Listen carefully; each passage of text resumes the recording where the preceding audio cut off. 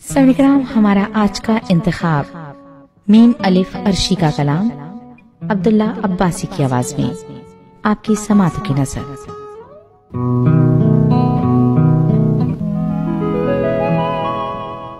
जिसकी हिम्मत है वो ही बोलेगा, जिसको होना है साथ हो लेगा।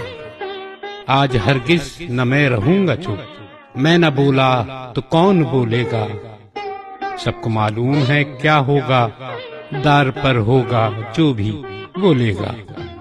सबके होठों पे पड़ गए ताले, मैं न खोलूं तो कौन खोलेगा। रख के सर अपनी माँ के शानों पर, एक बेटा भी आज रो लेगा।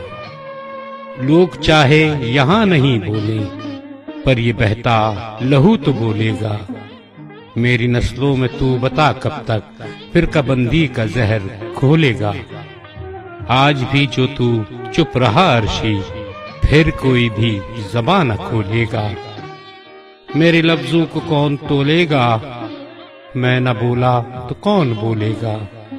किस्सा मेरा ही जा बजा होगा, इसकी जब किताब खोलेगा। यादें मेरी उसे सताएंगी, अपने दिल को वो जब टटोलेगा। जिसकी हिम्मत है वो ही बोलेगा, जिसको होना है साथ हो लेगा।